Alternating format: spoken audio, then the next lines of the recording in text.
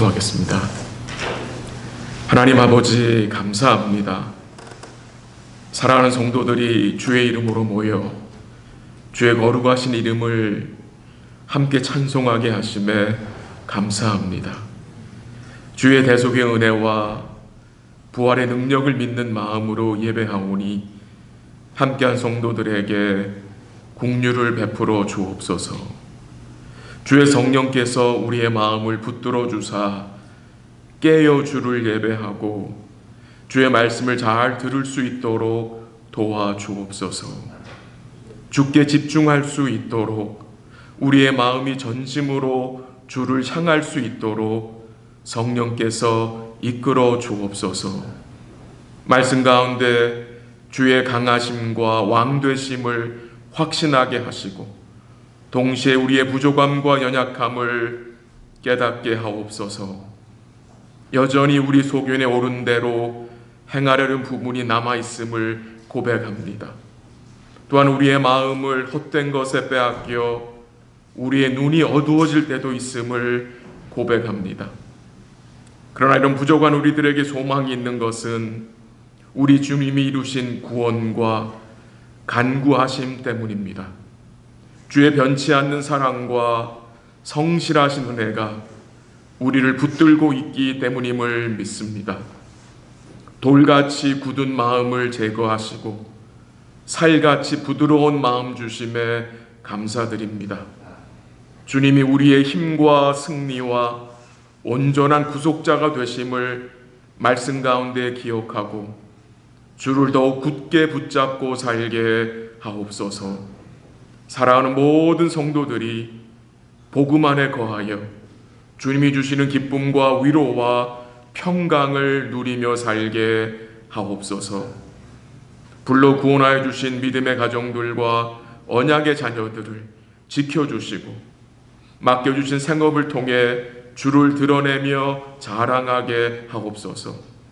삶에 필요한 모든 것을 은혜 가운데 공급해 주시는 주님께 감사하며 살게 하옵소서.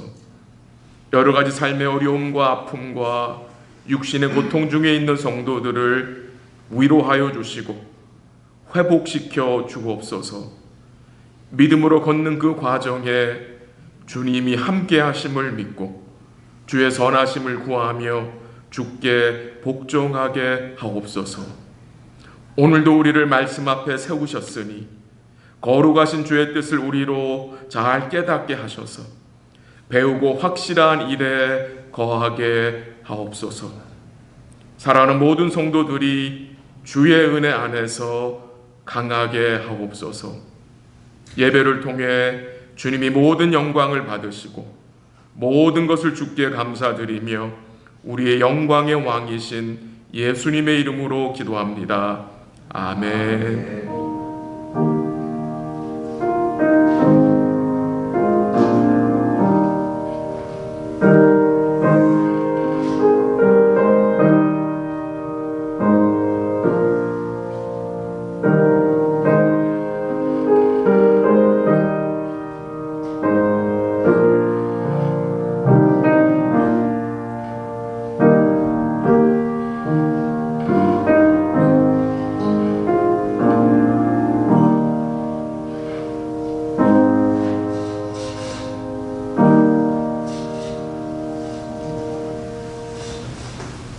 하나님의 말씀 창세기 1장입니다.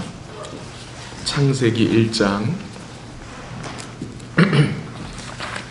창세기 1장 28절 창세기 1장 28절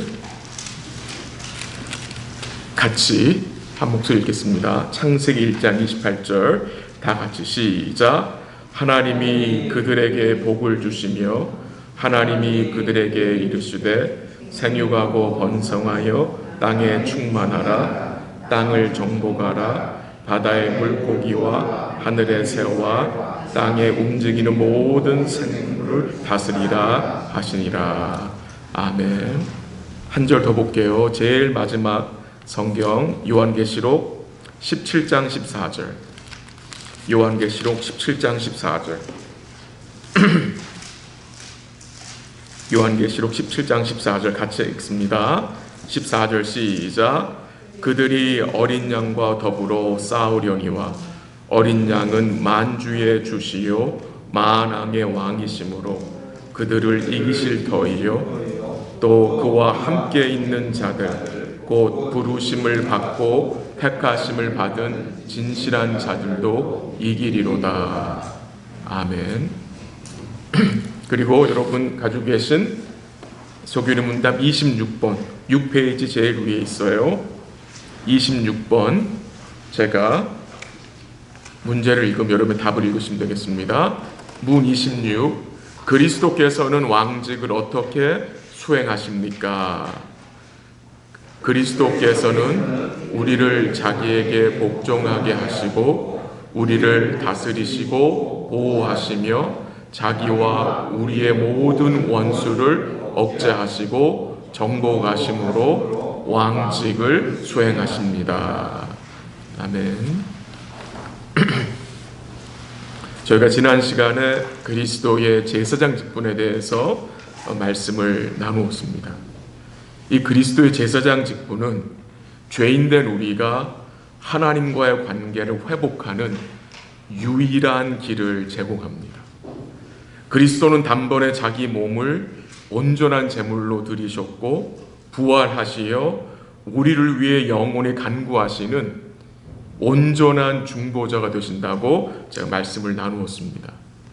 구약은 그리스도의 온전한 제사장 직분을 예표해 주기 위해서 제사장과 제사에 대해서 보여주었고요.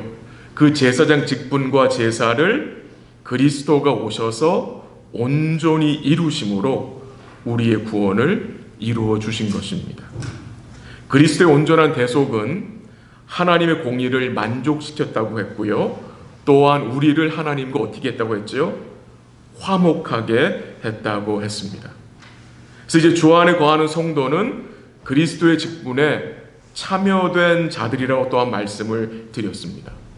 우리가 그리스도의 직분에 참여됐다는 말은 우리가 구약의 제사장 같은 그런 게 아니라 뭐라고 말씀드렸죠? 이제 우리가 그리스도를 통해서 하나님과 화목된 관계를 즐거워하는 거라고 했습니다. 기뻐하는 거라고 했습니다. 또한 두 번째는 우리가 영적인 제사장으로 하나님께 즐거이 헌신하는 자로 살아간다고 했습니다. 헌신하는 자. 우리 자신을 하나님께 드리는 자로 살아간다고 했습니다. 그럼 무엇을 통해 헌신한다고 했죠? 혹시 기억이 나세요? 예배와 기도입니다.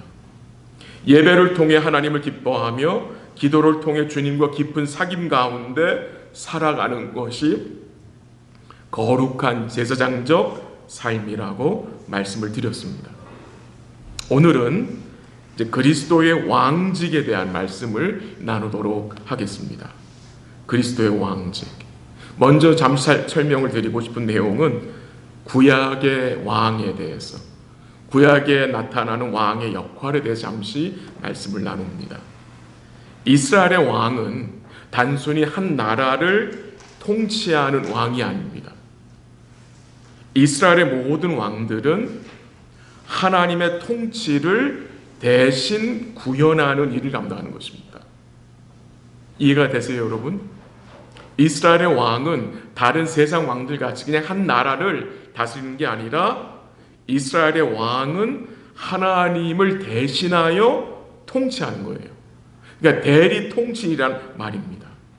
그래서 하나님이 이스라엘 왕들에게 너희는 반드시 이것을 가지고 백성들을 통치하라고 그랬습니다. 그게 뭐죠? 여러분 기억나세요? 하나님 주신 율법입니다. 율법. 율법을 통해서 통치하라고 했어요. 마치 한 나라의 대통령이 그 나라의 헌법을 토대로 나라를 통치하고 다스리듯이 이스라엘의 왕은 단순히 그 나라의 법이 아니라 하나님의 율법으로 통치하라고 명령하셨어요. 신명기 17장 18절에 나와요. 그래서 하나님이 왕에게 명령하신 내용 중에 몇 가지가 있는데 그 중에 한 가지가 뭔지 기억나세요? 네가 율법책을 뭐하라? 카피해서 쓰라 그랬습니다. 왕에게 율법책을 복사하여 네 옆에 두고 읽고 그 말씀을 토대로 뭐하여? 백성들을 통치하라고 했습니다. 참 놀랍죠. 그게 왕의 사명입니다. 왕은 자기 마음대로 통치하고 다스리는 게 아니라 하나님 주신 율법책을 등사하여 카피하여 자기 옆에 두고 읽고 그 말씀을 토대로 통치하는 것입니다. 조금 이렇게 다른 각도 설명을 드리면 왕은 백성들로 뭘 순종해 하는 것입니까? 하나님의 율법을 복종하게 하는 일을 하는 것입니다. 그렇게 하는 것이 원수들로부터 백성들을 뭐 하는 겁니까? 보호하는 것입니다. 보호. 백성들이 율법에 어긋난 일을 했을 때 어떻게 합니까? 징계를 하죠. 그죠? 죄에 대해서 징계하죠. 그래서 죄를 범한 백성들을 징계하고 그거를 통해서 이스라엘 언약의 공동체에 뭘 지키죠? 순결을, 거룩을 유지하게 하시는 것입니다. 그게 왕이 하는 것입니다. 왕의 사명입니다. 그래서 이 왕이 율법을 통해 백성들을 바르게 통치하고 다스리면 나라는 어떻습니까? 형통하게 됩니다. 근데 왕이 율법을 떠나서 하나님의 말씀을 따라 통치하지 않으면 그 나라는 어떻게 돼요? 이스라엘은 쇠퇴하게 되고 분열하게 되고 징계를 받게 됩니다. 그 좋은 예가 솔로몬 왕 시절이죠. 솔로몬이 통치한 그 마지막 시기에 어떻게 나라가 분열이 됐죠. 그래서 여러 선지자들이요 예언을 할 때 이렇게 예언을 했어요. 다윗을 생각하면서 다윗과 같은 왕을 예언했어요.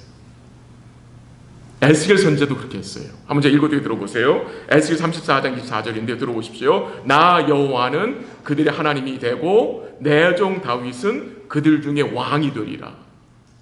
이 에스겔 시절에 이 에스겔 선지자는 이스라엘 백성들, 유다 백성들이 어디 있을 때 주어진 말씀이죠? 바벨론 포로 생활했을 때 주어진 말씀이에요. 그러니까 다윗은 이미 오래전에 몇백 년 전에 죽었어요. 다윗이 더 이상 존재하지 않아요. 근데 에스겔 선지자는 포로 중에 있는 이스라엘 백성들이 뭐라고 말씀을 진 거예요? 내 종 다윗이 그들 중에 왕이 되리라. 이 말은 죽었던 다윗이 부활해서 이들이 왕이 된다는 것이 아니라 다윗 같은 왕 누굽니까? 예수님을 말하는 것입니다. 예수님. 그래서 구약의 모든 왕들은 오실 참된 왕인 그리스도를 보여주는 거고요. 또 구약에서는 그 왕이 다스릴 영원한 나라를 보여주는데 그 나라가 영원하죠. 영원한 나라로. 영원하신 왕이 그 영원한 나라를 은혜로 통치하시는 것을 구약에서 예언한 거잖아요. 그럼 이 왕직의 시작은 언제였습니까? 혹시 기억나세요? 선지자직과 제사장직의 시작이 언제였죠? 에덴 동산이었죠. 아담부터죠. 왕직은요 똑같습니다. 왕직 역시 아담부터 시작이 됩니다. 그래서 오늘 우리가 읽은 본문 창세기 1장 28절 말씀이 바로 뭐예요? 아담의 주신 말씀이잖아요. 거기서 왕에 대한 직분이 나타나는 거예요. 다시 한번 가볼까요? 확인하죠. 창세기 1장 28절 한번 가보세요. 창세기 1장 28절 제가 한번 다시 한번 읽어드릴게요. 하나님이 그들에게 복을 주시며 하나님이 그들에게 이르시되 생육하고 번성하여 땅에 충만하라. 땅을 정복하라. 바다의 물고기와 하늘의 새와 땅에 움직이는 모든 생물을 다스리라 하시니라. 그 말씀에 왕의 직분이 드러나요. 근데 그 말씀에서 28절 말씀에서 우리가 놓치지 말아야 할 부분이 뭔지 아세요? 하나님이 그들에게 뭐 주시며? 목을 주시며? 복을 주시며 복을 주시며 말씀하세요. 생육하고 번성하고 정복하고 다스리라. 하나님 주신 복을 누리는 방법이 뭐예요?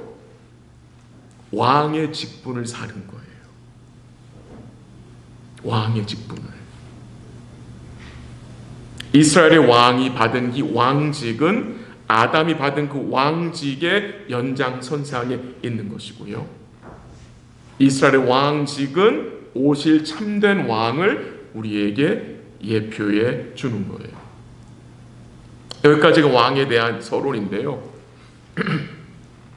이제 그리스도의 왕직에 대해서 좀 살펴볼게요. 세 가지 내용이에요. 첫 번째는 그리스도께서는 우리를 자기에게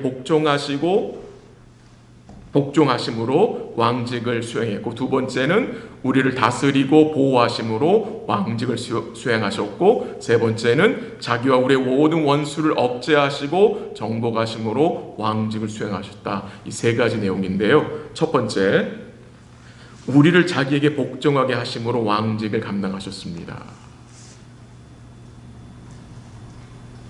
어떻게 우리가 그리스도에게 복종하게 되었습니까? 아니, 좀 다르게 질문할게요. 어떻게 그리스도께서 우리를 자기에게 복종하게 하셨습니까? 우리는 본질상 진노의 자녀인데, 그 말은 우리는 스스로 그리스도께 복종할 수 있는 자들이 아니에요. 근데 그리스도 우리를 어떻게 자기에게 복종하게 하셨습니까? 예를 들어 설명드려 볼게요. 바울의 예를 들어봅니다. 바울. 여러분, 바울이 어떻게 그리스도에게 복종하게 되었습니까?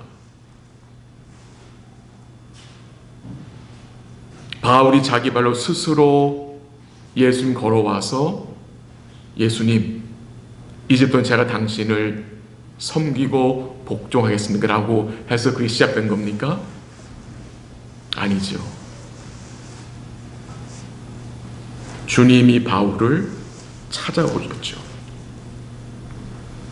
찾아오셔서 그를 구원하심으로, 그에게 구원의 은혜를 베풀어 주심으로, 그를 거듭나게 하심으로 바울이 평생 부인하고 멸시하고 대적하던 그리스도에게 복종하게 하신 거예요.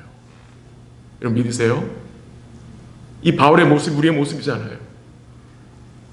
평생 우리는 주님이 이끌어주지 않으셨으며 우리는 평생 그리스도를 부인하고 멸시하고 대적하며 살 존재들이에요. 근데 그런 자들을 어떻게 하셨어요? 주님이 끌어주신 거예요. 그래서 복종할 수 있게 된 거예요. 그래서 주님을 주인으로 주로 모실 수 있게 된 거예요.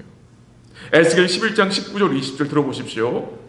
내가 그들에게 한 마음을 주고, 이 한 마음은 갈리지 않는 undivided heart예요. 한 마음을 주고 그 속에 새 영을 주며 그 몸에서 돌 같은 마음을 제거하고 살처럼 부드러운 마음을 주어 내 율례를 따르며 내 규례를 지켜 행하게 하리니 그들은 내 백성이 되고 나는 그들의 하나님이 되리라 말씀하셨어요. 히브리서 8장 10절에 내 법을 그들의 생각에 두고 그들의 마음에 이것을 기록하리라 하셨어요. 이 바울을 제가 좀 말씀을 드렸는데, 이 바울을 통해 루디아라는 여자 옷 장사하는 여인이 복음을 듣고 그리스도에게 복종하게 돼요. 어떻게 그 자색 옷감 장사하는 루디아가 그리스도에게 복종할 수 있었습니까? 그것이 가능했던 유일한 이유는 이 루디아가요, 바울을 통해 복음을 들을 때에 어떤 일이 생겼냐? 주께서 루디아의 마음을 열어 믿게 하심으로 그가 주의 말씀을 따르고 복종하게 되었다는 것입니다. 놀라운 구원의 역사죠. 그래서 그리스도는 우리를 어떻게 그리스도에게 복종하게 하십니까? 그의 말씀과 성령을 통해서 우리의 구원의 은혜를 베풀어 주심으로 우리를 그리스도에게 복종하게 하시는 거예요. 두 번째로 우리를 다스리시고 보호하심으로 왕직을 감당하세요. 여러분, 주님이 우리를 다스린다는 의미가 뭡니까? 그 의미는 단순히 주님이 우리를 자기 밑에 두시고 그냥 주님이 알아서 그냥 이거 해라 저거 해라 이런 식으로, 그런 의미가 절대 아니죠. 주님이 다스린다는 의미는 은혜의 통치를 말합니다. 예전에는 주님의 은혜의 통치를 우리는 거부하고 멸시한 자들이었습니다. 근데 이제 우리가 주를 만나게 된 후에 어떻게 됩니까? 주님의 은혜의 통치를 우리가 인정하게 되죠. 어떤 상에 처한다 할지라도 그 속에 주의 은혜가 통치가 있음을 우리가 뭐하게 돼요? 인정하게 됩니다. 또 그 주님의 그 은혜의 통치를 인정함으로 어떤 일이 벌어지느냐? 우리로 주님을 의뢰하게 되고 우리로 하나님의 형상, 아들의 형상을 닮은 자로 변화시켜 나가는 거예요. 주님이 은혜로 통치하시는데 그 수단은 말씀입니다. 주님이 교회를 다스리시는데 무엇으로 다스리십니까, 여러분? 그의 말씀으로 다스리십니다. 이사야 33장 22절에 여호와는 우리에게 율법을 세우시니요 여호와는 우리의 왕이시니 그가 우리를 구원하실 것입니다 했습니다. 여호와가 우리에게 뭘 주셨어요? 율법, 말씀을 주셨어요. 왜? 그가 우리의 왕이시기 때문에. 또한 우리 주님은 교회를 말씀으로 다스리시는데 또한 동시에 주님은 우리를 뭐로 다스리세요? 징계하심으로 다스리세요. 지난 주일 설교 기억나시죠? 삼손을 하나님이 어떻게 하셨어요? 사랑으로 징계하셨어요. 그를 옥에 갇히게 하셨고 노줄에 매이게 하셨고 짐승이 끄는 그 맷돌을 돌리게 하셨어요. 눈도 빠지게 하셨어요. 징계였어요. 징계.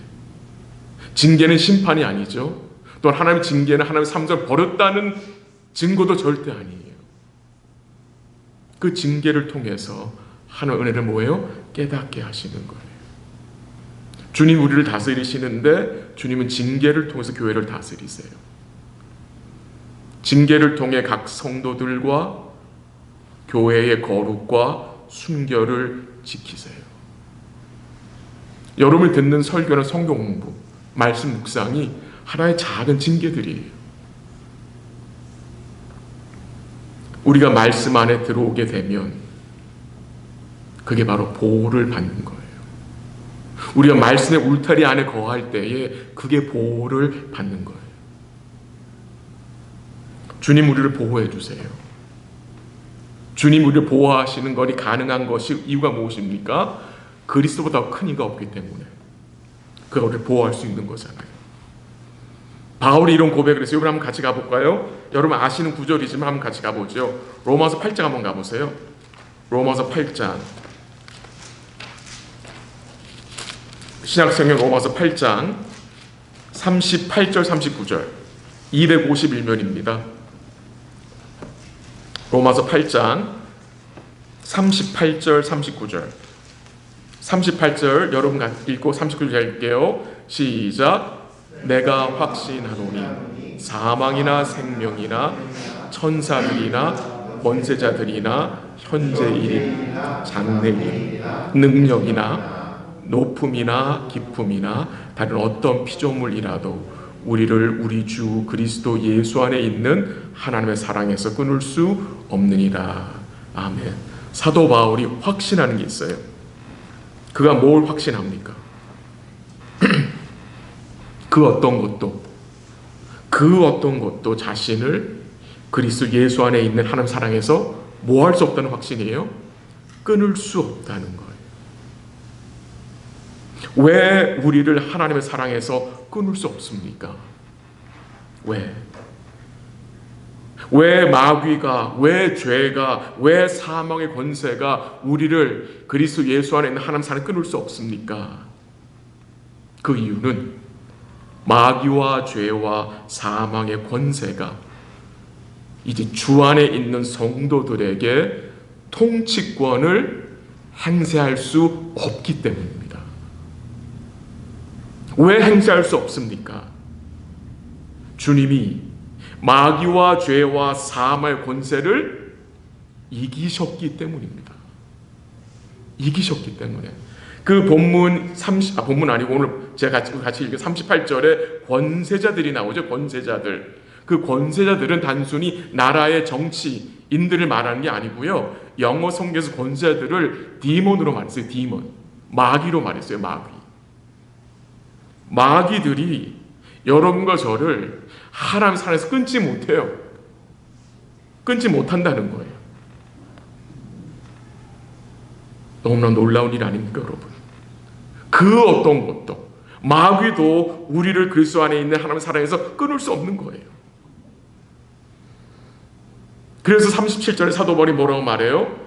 이 모든 일에 우리를 사랑하신 이로 말미암아 우리가 어떻게 해요? 넉넉히 이긴다고 고백하는 거예요. 우리를 사랑하신 이 누굽니까? 예수님으로 말미암아 우리가 넉넉히 이긴다는 거예요. 우리가 처한 그 상황에서, 그 어려움 속에서 우리가 뭘 인정해야 합니까? 하나님의 사랑을 인정하고 그 사랑의 주님께 우리가 피하고 그 사랑으로 인하여 우리가 뭐 하는 거예요? 인내하는 거예요. 그게 넉넉히 이기는 삶을 살아가는 거예요. 그래서 주님이 우리를 보호하세요. 보호. 또 주님이 우리를 보호한다는 말씀 생각할 때에 우리가 찾고 싶은 말씀이 요한복음인데, 조금 앞으로 가시면 요한복음 10장 한번 가보세요. 요한복음 10장. 요한복음 10장 28절 29절. 요한복음 10장 28절 29절. 28절 여러분 읽으시면 좋겠어요. 시작. 내가 그들에게 영생을 주노니 영원히 멸망하지 아니할 것이요 또 그들을 내 손에서 빼앗을 자가 없느니라. 29절 제가 읽을게요.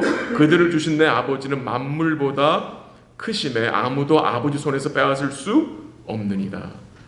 여기 지금 주님이 우리에게 더블 확신을 주세요. 더블 어셔런스. 갑절의 확신을 주시는데 두 개의 손을 얘기하세요. 손. 두 개의 손. 누구의 손과 누구의 손입니까? 예수님의 손 28절에 내 손, 그 예수님의 손이고 29절에서 누구의 손이에요? 아버지의 손. 여러분과 제가 어디에 있어요? 예수님의 손과 아버지 손에 있어요. 그 누구도 예수 안에 아버지 손 안에 있는 우리를 빼앗아갈 수 있어요? 없어요? 빼앗아가지 못한다는 거예요. 뭘 보장하시는 거지요? 보호예요. 보호. 보호를 약속하시는 거잖아요. 누가 우리를 예수님의 손과 아버지의 손에서 빼앗아갈 수 있겠습니까? 아무도 없어요. 영원한 보호입니다. 온전한 보호입니다. 이사야 선지자가 이사야 31장 5절에 이렇게 증거했어요. 새가 날개치며 그 새끼를 보호함같이 나 만군의 여호와가 예루살렘을 보호할 것이라. 그들을 호위하며 건지며 뛰어넘어 구원하리라 하셨느니라. 왕은 뭐 하세요? 다스리고 우리를 보호하시는 거예요.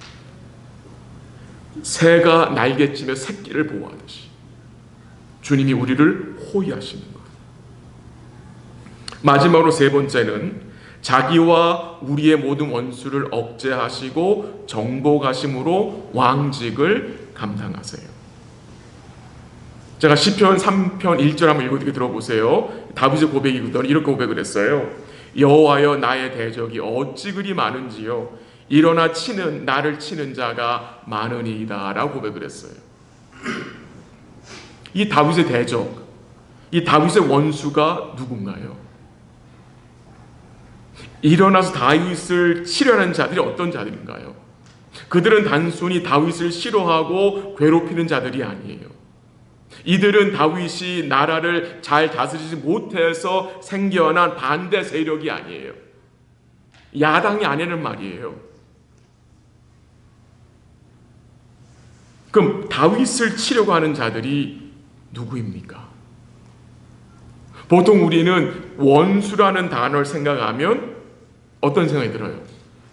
나를 힘들게 하고 나를 괴롭히는 자들로 생각하는데, 성경이 말하는 원수는 하나님을 대적하는 자예요. 하나님을 대적하는 자가 우리의 원수예요. 복음을 대적하는 자가 우리의 원수예요. 근데 주님이 자신과 우리의 모든 원수를 억제하시고 정복하셨다고 해요. 그게 왕이 하시는 일이에요. 또 한 구절 가볼게요. 고린도전서 15장 이번 같이 가보죠. 고린도전서 15장 283면 고린도전서 15장 25절.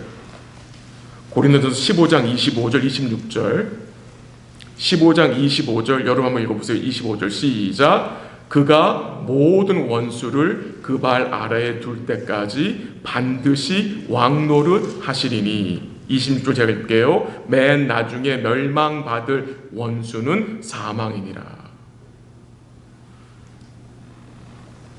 모든 원수를 그리스도의 발 아래 둘 때까지 반드시 그리스도가 뭐 하신대요? 왕 노릇 하신대요. 지금 현재예요, 현재. 지금 그리스도께서 하늘 보좌 우편에서 뭐 하세요? 왕 노릇 하고 계세요. 근데 언제까지? 모든 원수를 그의 발 아래 둘 때까지.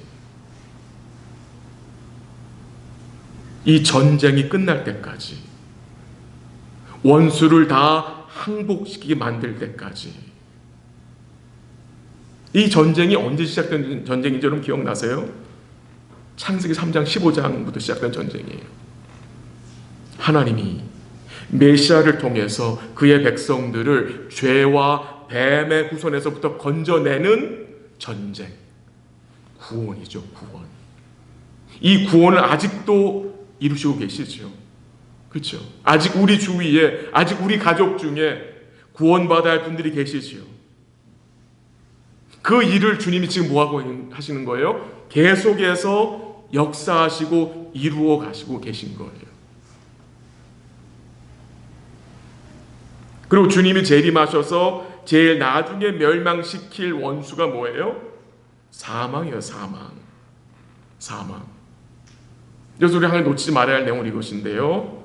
주님이 이미 사망을 2000여 년 전에 정복하셨어요. 정복하셨어요. 그의 죽으심과 부활하심으로 이미 사망을 삼키셨어요. 정복하셨어요. 그리고 그 주님이 다시 오셔서 우리의 원수인 사망을 완전히 멸하시고 우리를 어떻게 하실 거예요? 영원한 부활의 생명으로 이끄실 거예요. 그걸 우리 믿는 자들이잖아요.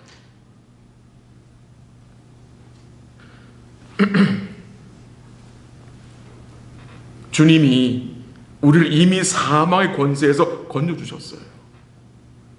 그의 온전한 대속과 부활을 통해서 우리를 사망의 권세에서 건져주셨어요. 그리고 그 주신 생명이 이제 주의 재림이 나타날 때 어떻게 해요? 온전히 드러날 거예요.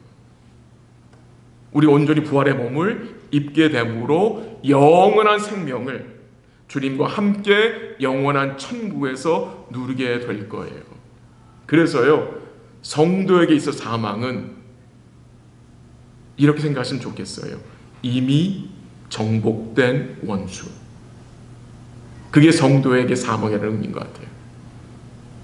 성도에 있어서 사망은 정복해야 할 원수가 아니에요. 이미 예수를 통해서 정복된 원수, 목이 잘린 원수예요. 맞죠, 여러분?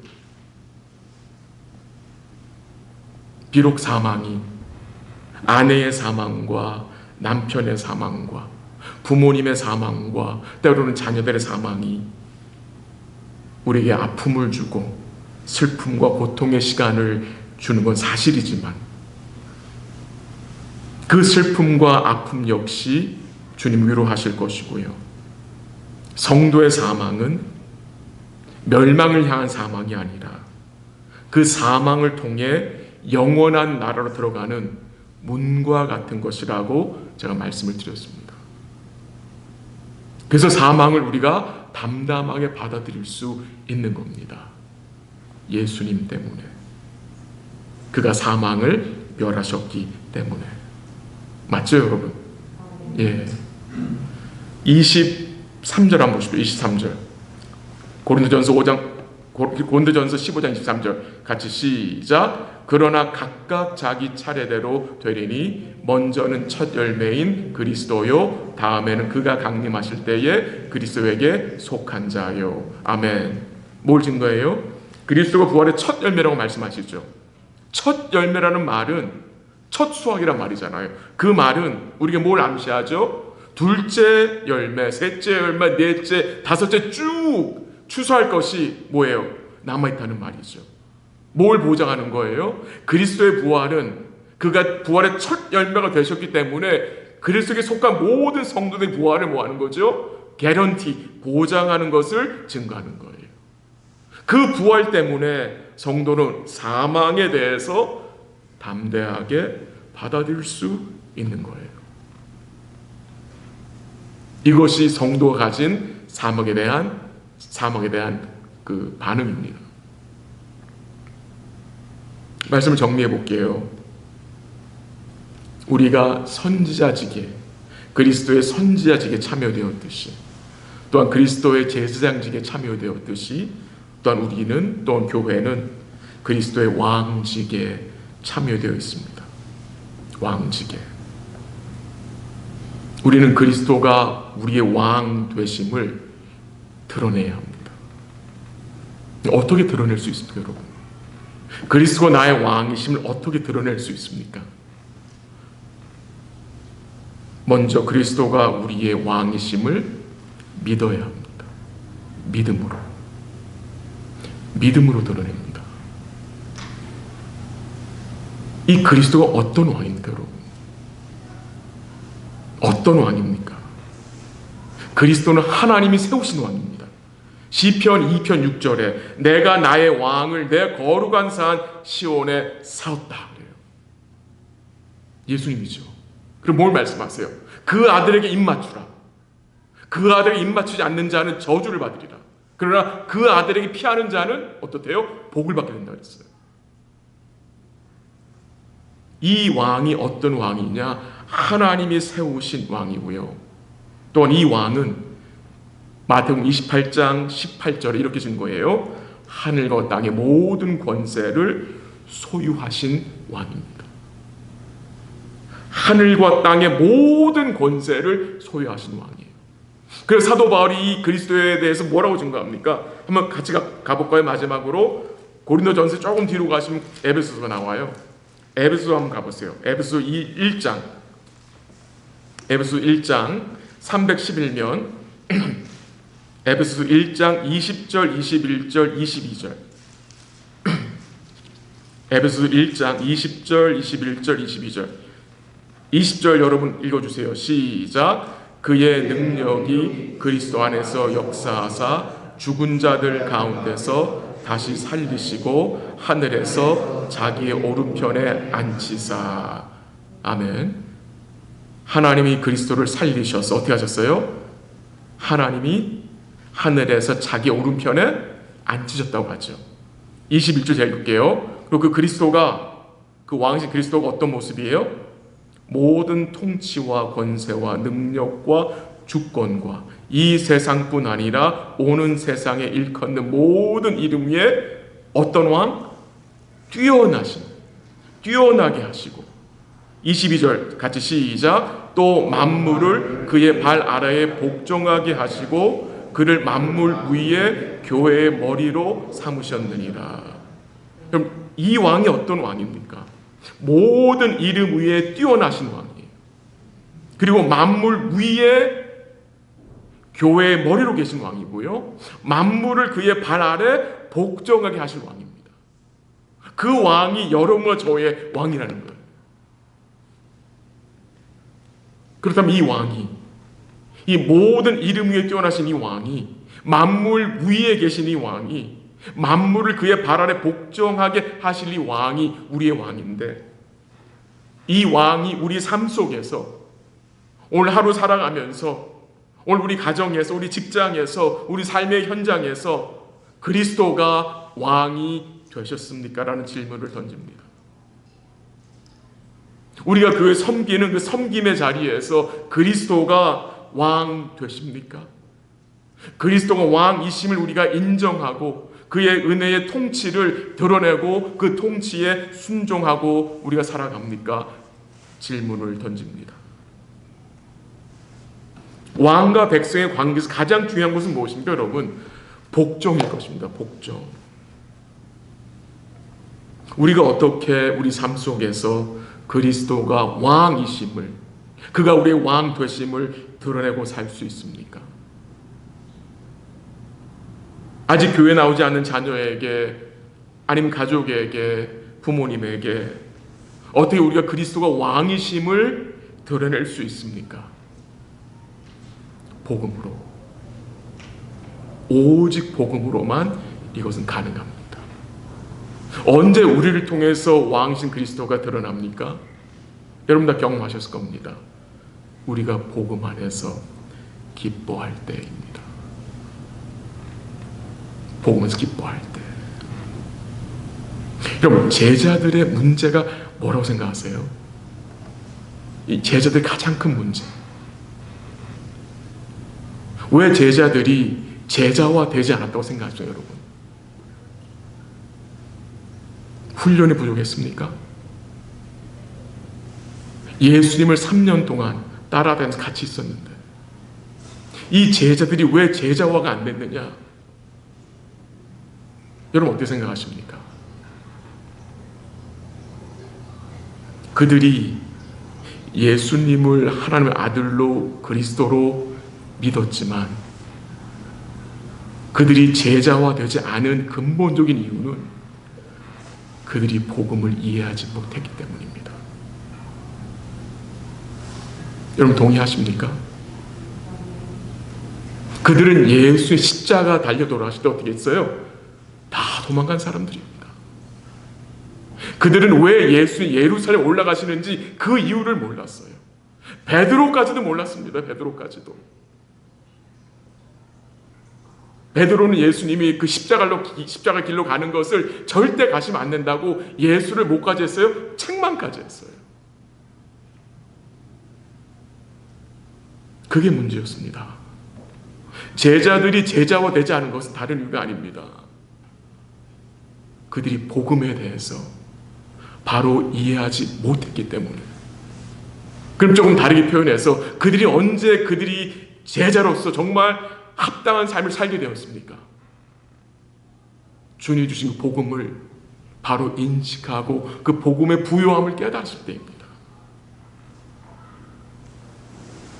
우리 사랑하는 성도 여러분, 우리가 언제 그리스도의 왕이심을, 그의 왕 되심을 드러내며 살 수 있습니까?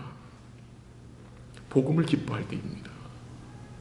왕의 복음을 기뻐할 때에, 왕이 주신 그 복음 안에 뿌리를 깊이 내림으로 그 복음의 부요함을 누리며 살아갈 때에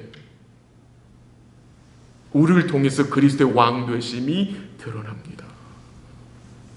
우리 안에 계신 그리스도가, 우리 안에 왕으로 그리스도가 그냥 나오게 돼 있어요. 나옵니다. 그게 우리의 삶인 것입니다. 오늘 이 저녁에 함께 기도하기 원하는 것은요, 여러분 저의 삶의 현장에서 주의 왕 되심, 또한 그 왕의 은혜의 통치를 우리가 기뻐하며 인정하며 또한 복종하며 살게 해달라고 주의 은혜를 같이 구하기 원하고요. 우리 직장과 또 우리 가정, 우리가 맺고 사는 관계 속에서 주의 왕 되심, 그의 은혜의 통치를 인정하며 그의 말씀을 따라 살아갈 수 있도록 같이 우리가 기도하기 원합니다. 마지막으로 계시록 17장 14절 읽고 우리 기도하겠습니다. 계시록 17장 14절 읽었지만 다시 한번 리마인드하죠. 17장 14절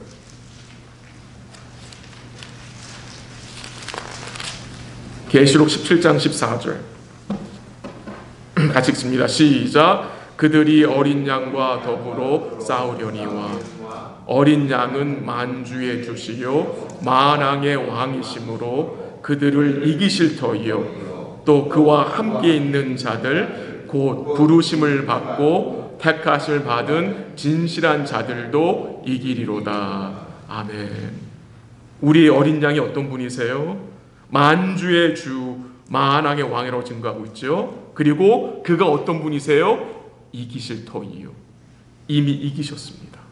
또 누가 이길 겁니까? 그 분명히 나오죠. 14절 중간에 그와 함께 있는 자들, 그와 함께 있는 자들 누굽니까 여러분? 우리예요. 우리. 부르심을 받고 택하심을 받은 자들 누굽니까 여러분? 우리예요. 우리. 우리도 어떻게 한대요? 이기리로다. 이기리로다. 승리가 보장된 자들이에요. 근데 지금은 우리가 지는 것 같이 보이실 때가 있을 겁니다. 분명히 있어요. 근데 끝내 이기게 하시는 거예요. 그게 성도의 삶입니다. 그게 왕 되신 주님을 믿는 자들의 삶입니다.